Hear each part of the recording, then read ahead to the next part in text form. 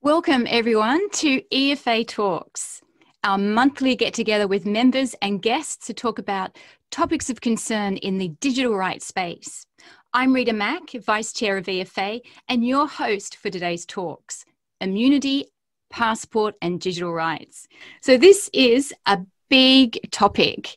So what is an immunity passport, and is it a good idea? Is this another piece of invasive surveillance by authoritarians or a reasonable public health measure? So joining us in exploring these themes is Professor Hudson Birden, an authority on epidemiology. Now, Hudson sits on numerous committees. He's the chair of the Human Research Ethics Committee and vice chair of the Research Development Committee at Townsville University Hospital and Health Service, Institute of Health Research and Innovation, and a member of the Australian Asian Association of Bioethics and Health Law. Professor Birden's specialties lie in epidemiology, control of epidemics, immunology, biosecurity, infectious diseases, bioethics, and health law. Welcome, Hudson. Thank you, Rita. Excellent. Thanks for inviting me. I'm going to talk a little bit about... So I'm just going to introduce Angus as well. So we're also going to be joined, thanks Hudson, by our esteemed Chair of Electronic Frontiers Australia Policy Committee, Angus Murray. Now, Angus is a partner and trademarks attorney at Irish Bentley Lawyers. He holds a published Master of Laws from Stockholm University and lectures in Law 3418, Law Technology and Your Future at the University of Southern Queensland. He's also a co-founder and director of the Legal Forecast, a member of the QLS Innovation Committee and the IP and Technology Committee, a vice president of the Queensland Council for Civil Liberties, and of course, our esteemed chair of the Policy Committee. Welcome again, Angus. Thank you. So just going to quickly mention the format. So each panelist will speak for about 5 minutes, and then that'll be followed by a panel discussion. And then we'll be having Q&A. So please make sure, everyone, you put your questions in the QA section on Zoom. Now, to just broaden our understanding of the complexities of this current health crisis and the many considerations involved in dealing with this global challenge, I would like to invite Professor Hudson Birden to speak first. Thanks, Rita. I'll talk a little bit about vaccine passports and immunity passports. They're not quite the same thing. A vaccine passport would carry proof of vaccination against COVID. An immunity passport would carry proof of some type of antibody, which is seen as neutralizing, which would prevent a person from either catching or transmitting that virus. And there is ample precedent for this in the World Health Organization's yellow card, which has been in existence for the better part of a century for travelers to areas that are endemic for yellow fever. So it should be simple, right? Like the yellow card, we give this passport to people, they can travel freely. Unfortunately, it's not that simple. With yellow fever, there was only one virus with no rate of mutation, and there was only one vaccine. In the present situation, we have multiple strains, and multiple strains are evolving, and we also have multiple vaccines. The decision-making, I would like to think, as we go forward, is going to be all scientific, but it's going to be more political than scientific. And we just don't yet know the things we need to know in science. We've come rapidly forward in our knowledge on this virus, but we still don't know things like whether infection confers lasting immunity, what the cross-reactivity is between different strains of the virus, what protection different strains of the vaccine, different vaccines confer. We know what we know from clinical trials, which tell us the efficacy of vaccines. They don't tell us the effectiveness. Efficacy is under ideal situations in a controlled environment. Effectiveness is out in the world. Think of a Ferrari driven on a closed track by a professional driver who can maximize the performance of that car. Think of that Ferrari in Brisbane rush hour traffic driven by me, and it's a totally different thing. That essentially is the difference between those two concepts. The World Health Organization right now is not advocating for vaccine passports, because there's no evidence right now that antibodies do confer immunity that's lasting, rapid antibody tests need further evaluation. And one of the dangers is that providing the wrong type of passport that supports the wrong type of antibody test could make matters worse rather than better. And this isn't going to be a passport just for travel. This passport will quickly be adopted and required by mass gatherings, places of work, which bring in a lot of ethical issues, which I won't get into. Angus will talk to you about those. In Catalonia now, they're starting a vaccine passport system, and almost every country has developed initial protocols, but individually, not in concert. So there's no consensus. At present, you need to have the Chinese vaccine to enter China. And so issues like that will be a problem. What countries will accept what forms of proof? Can we come to a consensus on these passports? We need to know more about neutralizing antibody. Coronaviruses are not new. The common cold is caused by a coronavirus, and there are many strains of that. MERS and SARS were coronaviruses. This particular virus, all of the predictions I had of how this epidemic was going to go have turned out to be totally wrong. We're going to have a tension between the public good and individual autonomy. This will be tied into public health efforts, which have been more or less restrictive in different areas. The basic public health tenet is you want something to be as restrictive as you need to be without restricting individual autonomy any further than you need to. And since ethically and scientifically we're on evolving ground and lacking the knowledge we need to, that's going to continue. Dan Andrews in Victoria has said that there are going to be no more hotel quarantines. If you're not vaccinated, you don't get allowed into the state. New South Wales has said that these will be or can be required for mass gatherings. Pubs and clubs in New South Wales can restrict admission to anybody they want to for any reason. These vaccine passports will have to be digital.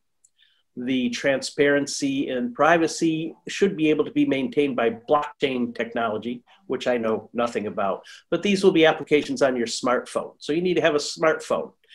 89% of Australians have them, I read, but this is my phone.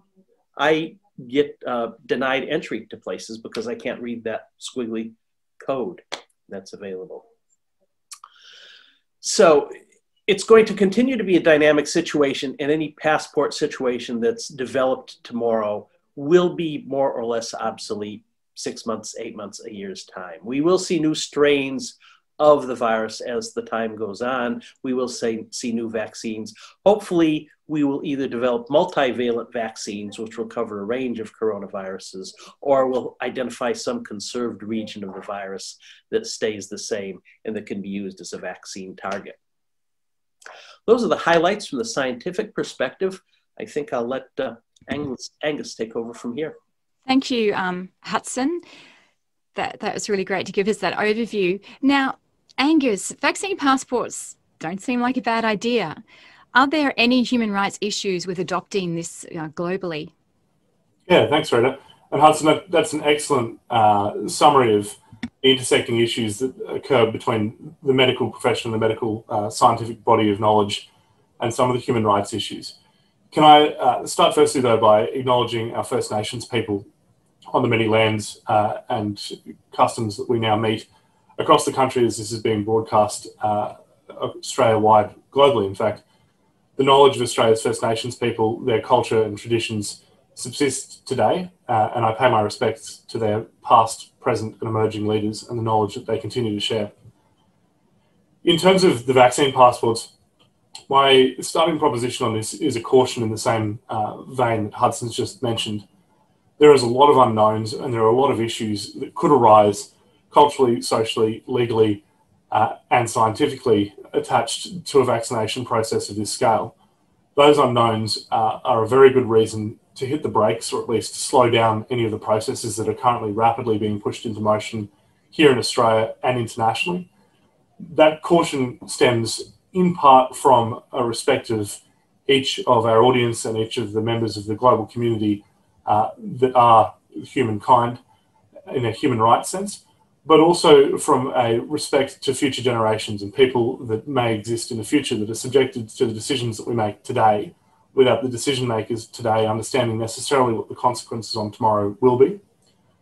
Immediately in relation to the digital rights and broader human rights implications of a vaccination or immunisation passport, I would pick up what the World Health Organization says about this, and I just mark for very clear points of reference.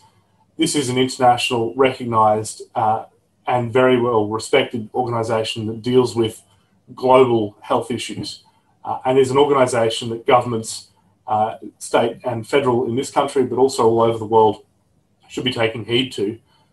The World Health Organization's position as it currently stands, as I understand it, is, and I'll quote, states do not, with not emboldened, require proof of vaccination as a condition of entry given the limited bracket, although growing bracket, evidence about the performance of vaccines in reducing transmission and the persistent inequity of global vaccine distribution. With my emphasis added, state parties are strongly encouraged to acknowledge the potential for requirements of proof of vaccination to deepen inequities and promote differential freedom of movement. In the World Health Organization's current position, and I think that a position is appropriately cast, there are a number of very, very important issues that arise that must be addressed before any concept of global or even domestic vaccine passport or immunisation passport system is put into place. The first issue that I think we really need to grapple with and understand is the ownership and profit of the vaccination process.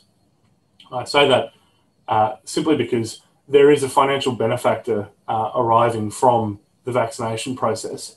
That financial benefactor is a private or private organisations that is taking the vaccination process for profit. This isn't something that's being done with a philanthropic background, and it isn't being done necessarily for the best interests of humankind. It's being done for the best interests of shareholders of listed companies. So my first caution that I would exercise and strongly reinforce is look to where the money's going, because the money isn't necessarily going into social good, the money's going into shareholders' hands.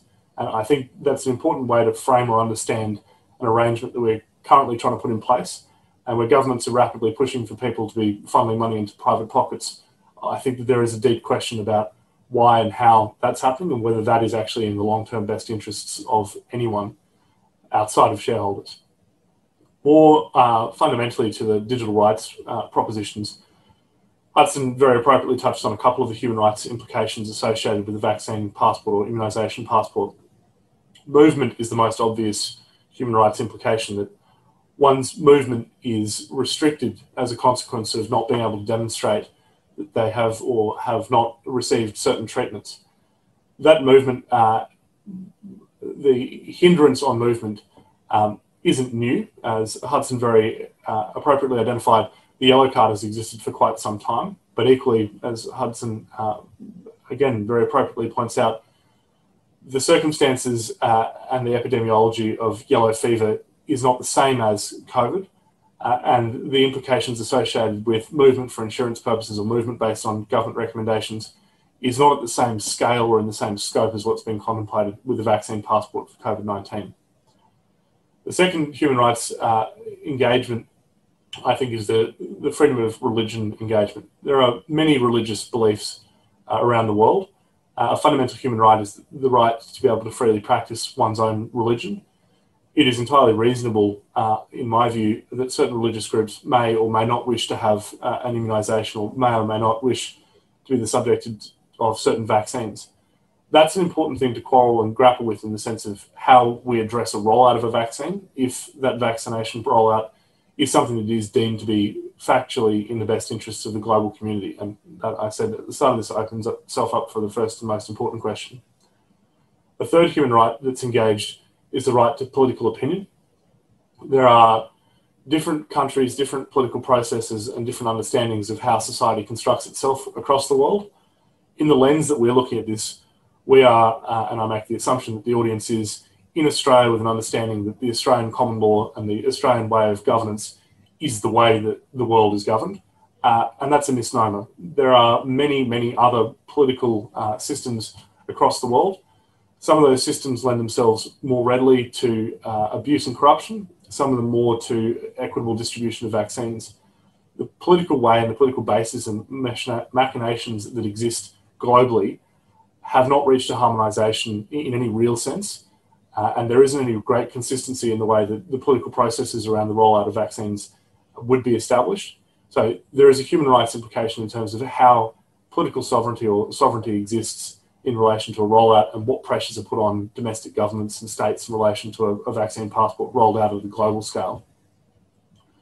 The fourth human right, which I'll only lightly touch on, is the right not to be the subject of medical experimentation or treatment.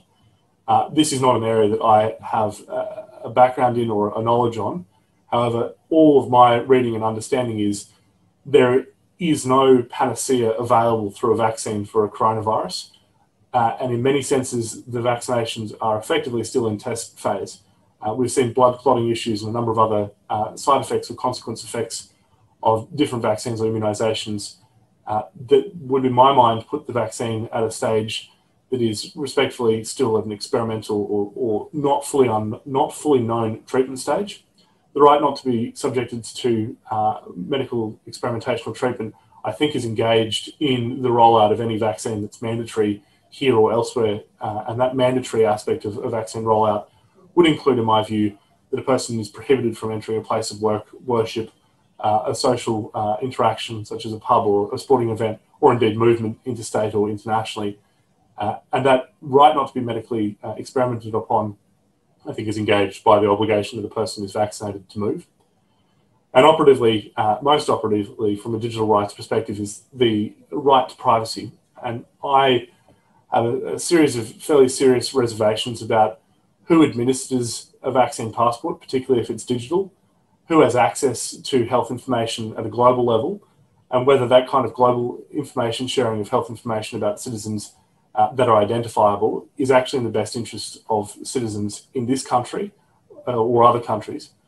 I can dive into that a little bit deeper in terms of the privacy implications and where you may be able to have some form of homomorphic encryption in a cryptographical process that means that identity isn't attached to proof that a person's vaccinated or otherwise.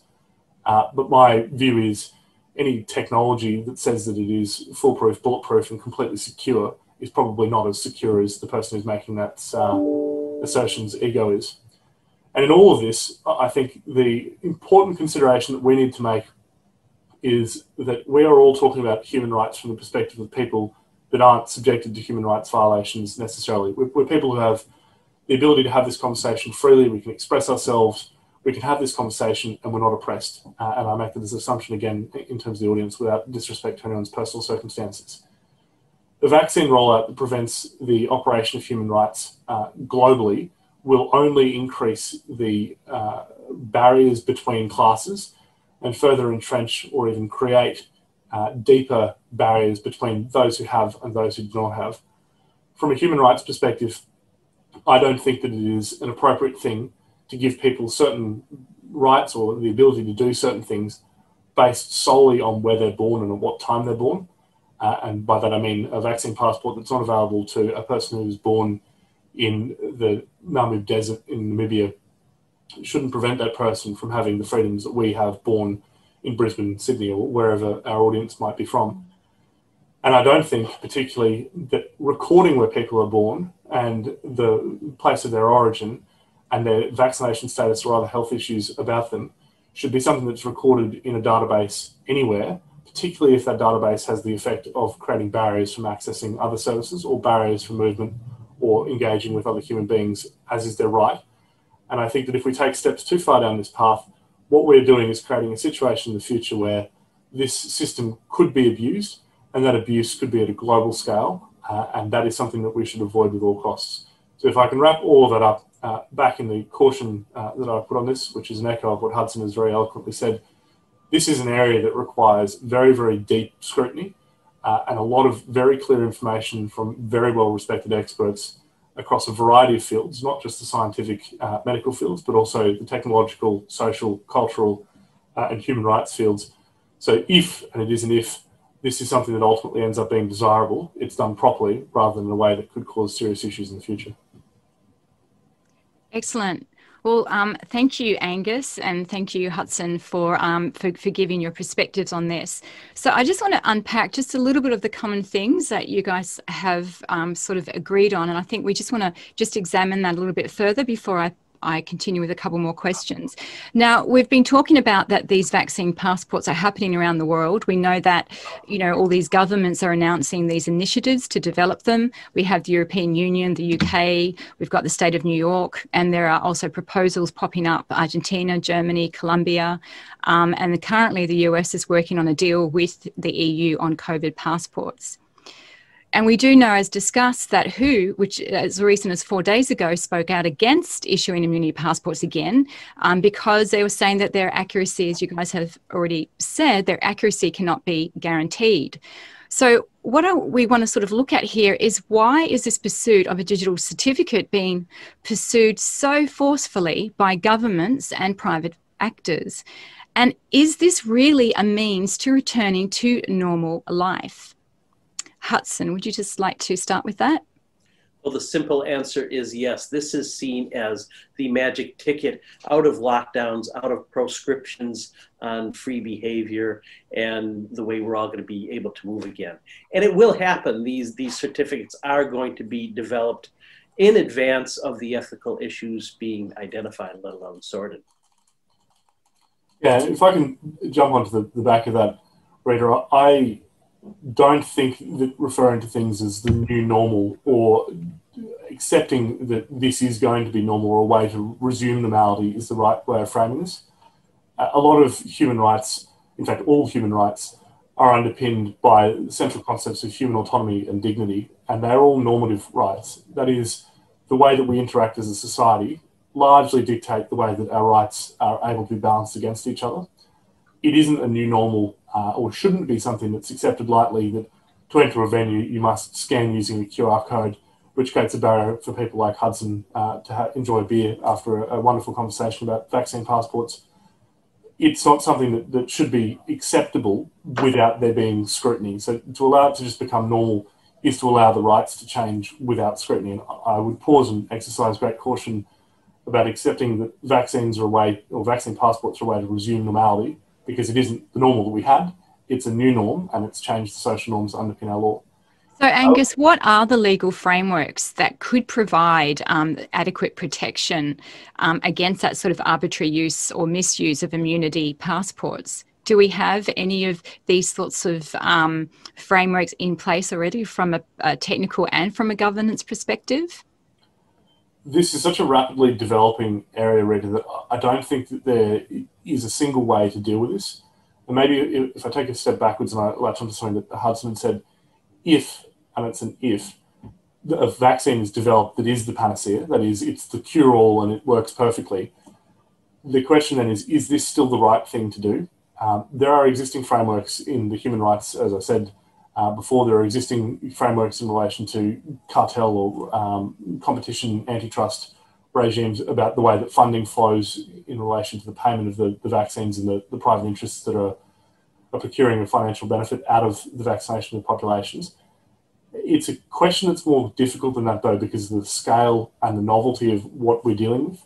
This isn't something that's locked and isolated into a small group that's attempting to work out something that's new.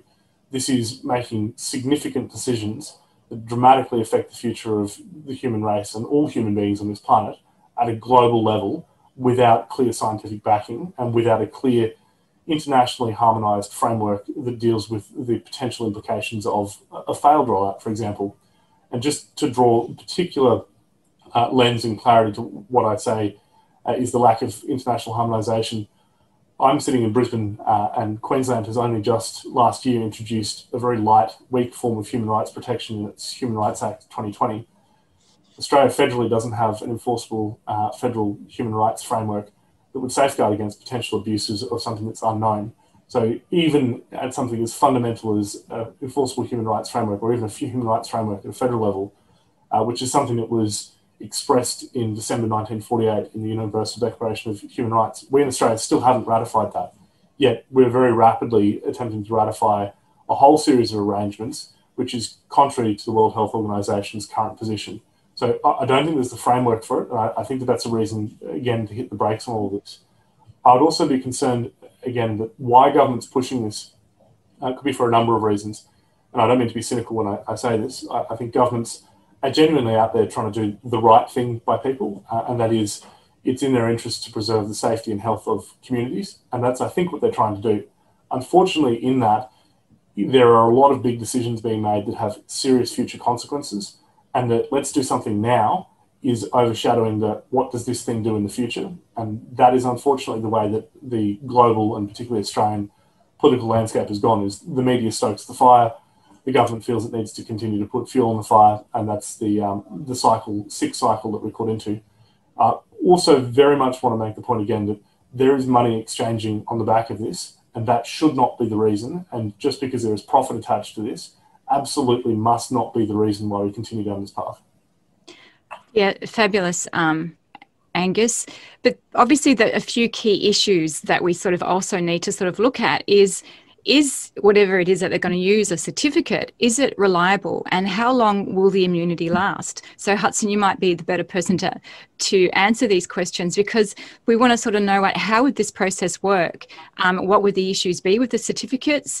Where's the data? So once the data has been collected, it's going to be flowing between governmental and private sectors, and how will our personal and sensitive data be kept safe? So just a few of those sort of issues in terms of, for starters, would it be a reliable certificate, and how long will it last? Well, the answer to that is there will be more vaccines. We will find out that some of the vaccines that are around now work less well than others. There will be more strains that differ in infectivity, in virulence, that is how rapidly they infect other people, and what their potential is to kill people. And that's what governments are reacting to, the death rate from this coronavirus. And historically, we can look at many examples of the subversion of individual rights in order to protect the whole. There's an interesting history of the yellow fever vaccine certificate in New Orleans, where this yellow fever certificate actually built into existing systemic racism in that city in the late 1700s, early 1800s. And so this passport will have to be dynamic. It will have to be digital. And all of the considerations globally now are looking at blockchain technology to protect people's. The only data that need to be contained here is who the person is and whether or not they're immune, or whether or not they have the vaccine. Either they have an antibody titer that's recognized as neutralizing, and we don't know what that is yet. We don't know if it exists, but it probably will if we look at other viral diseases. Or the person has had the vaccine. And there again, if it's a vaccine that's been shown not to be efficacious in clinical trials, but effective in a community setting, then that would be acceptable, and probably should be acceptable for all the different uses to which it's put. Yeah, absolutely. I mean, but what we've known from history is that what the uses are and what they're actually going to use the data for are generally two things, particularly when we've got issues with third parties being involved. And we know that the APIs, the way in which the technology connects in is actually highly vulnerable, and there are lots and lots of breaches, security issues that are occurring around data. But we have this corporate enthusiasms from airlines to Microsoft to Walmart. Even Walmart, I just read, were teaming up with providers of digital immunity passports so that their customers can receive the COVID-19 vaccines at their retail stores, which is thousands of them. So we have these sort of really, corporate interests, which we know is about the data. We know that medical data is the gold.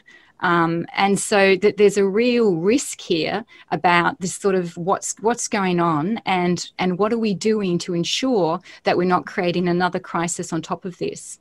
Angus, would you like to expand out on this a little bit? Yeah, I think, and again, my background isn't in epidemiology or immunology, and I cede the wisdom of Hudson on that entirely. The position I would take in terms of where this goes, or where an efficacy could be gained, is in education. And that, I think, is a more equitable way of dealing with a situation. So So educating people, like the pandemic has largely done, about good hygiene, common sense practices in terms of how not to transmit viruses like the coronavirus. And I say that for the simple reason that this isn't going to be the last pandemic. It wasn't the first pandemic, and I have no reason to think that it would be the last. Educating not just the Western privileged communities, but educating the entire world as to how viruses transmit or how pandemics start, or epidemics as it may be in other cases, and assisting people with the knowledge and the basic needs of life means that something like this doesn't happen. And by contrast, again, in relation to class barriers, there is a big difference for those of us who can, after this talk or during this talk, go to a tap, turn it on, pour a glass of water and drink a glass of water, or even go to the fridge and grab a can of soft drink. There is a very large number of people in the world that don't have that luxury of immediately available clean drinking water. It's people like that that are going to be the most disadvantaged and harmed people in this process, because this process doesn't cater for them. This is a process that caters for those that have and not those that have not. And it's very easy to take that for granted, but the place that these viruses come from are in those communities where they don't have. And educating and dealing with that to create a baseline of medical support and needs, I think, is a more appropriate way than subjecting the total population to a form of health-focused control. And just to touch on to the point that you were making, Rita, and to marry this back to what Hudson was saying, I'm also concerned that this isn't the end. So a vaccine passport doesn't end with coronavirus. It probably starts, and to put the yellow card to one side, it probably starts with the coronavirus. And there is nothing in any of this that says coronavirus is the only thing that will be on this card.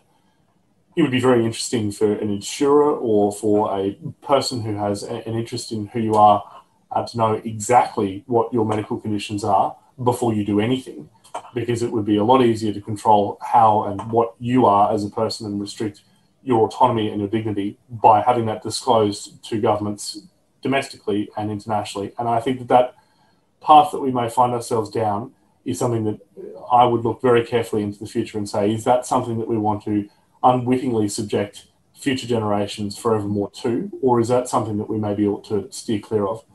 So what we're looking at is this sort of this pathway towards this digital national identification, which I think is what a lot of the concerns are with among the digital rights group, that they're concerned that this could create this sort of medical apartheid system.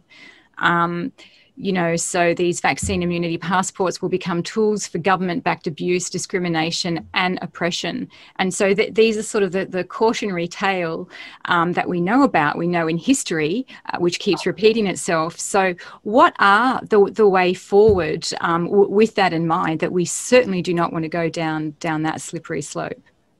One thing we don't want to do is conflate all medical data into a vaccine certificate. This should be a narrowly targeted tool for vaccination, possibly against other things in future, certainly against coronavirus, but it doesn't need to carry much data, which is taking it out of the bigger argument. And you're absolutely right. We've been looking at insurance companies requiring ever more amount of data so as to disenfranchise people. Historically, with epidemics, what we've seen every time is that the epidemic and the control measures for it always exacerbate the plight of those already disenfranchised in a community, those who are already seen as the other. Certainly, if we look at the history of the HIV/AIDS pandemic, which everybody forgets about when they say this is the first pandemic in 100 years, we see that happen there. It occurred in yellow fever in the 1700s and 1800s, and it's occurred with every major outbreak we've had. And with this pandemic, we went into the stores as it started, and there was no toilet paper, and we panicked. Well, when the big one hits, we're going to go into the grocery stores, and there's going to be nothing. Okay, well, so what do we think with that? Is there sort of genuine sort of solution to the risks of these passports? Because we've kind of identified this. So Angus, what are some of the things that we really need to ensure that we have in place so that we don't move into that direction? Each time a question or a similar question is asked, Rita, I approach it through three sub-questions, and this is the lens by which I approach our policy submissions and the way that we comment on legislation, particularly surveillance legislation. And that is, in this order, is this something that is necessary? is this an adequate solution to the problem? And is this proportionate against other rights that may be affected by this? The necessity of this, I leave entirely open and leave alone to the scientific community. I'm not a part of that community, and I can't comment on whether a vaccine passport is necessary to a deal. Of your three, I would say that's the easy yes. And it often is the easy yes, which is exactly why adequacy and proportionality follow. Adequacy is an interesting question in this context, and that has a number of factors or integers to it. But the first I'd say in terms of the adequacy of this is all of this is built on some form of understanding or connotation that there's a panacea or a complete solution attached by a vaccination to a person. I could let Hudson talk to this, but my understanding is a vaccination isn't 100% surety that you will not contract whatever it is you've been inoculated against. And there is still some residual potential to contract whatever it is. The second aspect to it is the vaccination is only on one discrete form of virus or pathogen. In circumstances where that pathogen mutates, you would simply need more and more vaccines. I think, first of all, there is a profiteering exercise attached to that, which I have a concern about, but also what that does to the rest of the community. And again, I'm not in this area, but I would envisage something similar to antibiotics, that if they are administered and taken and a mutation occurs, you end up with increasingly more and more aggressive strains of whatever it is that you're attempting to inoculate. And I don't know enough about that, but I would say that that's a live concern in terms of the adequacy of this. You made the point well, and it is an apt point. And thirdly, I would say the adequacy of this isn't something that caters to all people. It caters to people who are able to have a vaccination. And all that does, in the sense of whether it's a good idea, yes, it's a good idea for those that have. And I don't think that this idea caters for those that don't have. And again, the point I made previously was this is a solution that deals with the problem that's found in the developing world, namely the place that these viruses often come from. This is a cure and not a prevention. The adequacy would be more dealing this with at a curative level, which is educating and enhancing the resources and available medical supplies in those communities that I think would be a better focus. And I think the amount of money that's being spent on this could be spent in equal measure on cure as it would be on prevention. And I think that would dramatically change the landscape. In terms of proportionality, what we're talking about here is the right to each of our safety and the right not to be, the right to be protected by our governments and to make sure that we're not infecting each other as individuals collecting into a society. What we balance that against is, as I said before, the rights of religion, political opinion, movement, speech to a degree, and privacy. And in the extent that this is medical treatment, the right not to be subject to medical experimentation. There is a lot on the balancing side against this being something that's proportionately in the best interests of the global community. And all of what I've just said presupposes that this is the right question that we should be asking at this stage. I think at this stage, the right question is there another way of achieving an outcome, which is the restriction or prevention of a further pandemic or pandemics in the future? And my respectful view on that is education is actually a clearer starting point. And in that education process, it is facilitating an uplifting of the developing world to prevent the propagation or mutation of viruses that ends up in a pandemic situation. Because that's the genesis of all these questions. And attempting to stop the weeds of a very complicated forest is never going to cure the issue. It's at a much, much more grassroots level. Unfortunately, that level doesn't have the same profit margins as the other levels. But again, if something's being done for profit rather than for the benefit of the human race or humankind, I think that that's a very deep and dark question that must absolutely. Be on the table. That is absolutely right, Angus. So we're unfortunately running out of time, and we haven't had any questions. So we have maybe a minute or two if anyone wants to quickly put in a question. But we'll just... Rita, I think Hudson had a couple of things there. I touched on a few things which were way outside of my depth, that Hudson's definitely in a better place. Yeah. I just wanted to say that from a scientific perspective, we have no means today worldwide in the developed West or anywhere of identifying the next pandemic threat.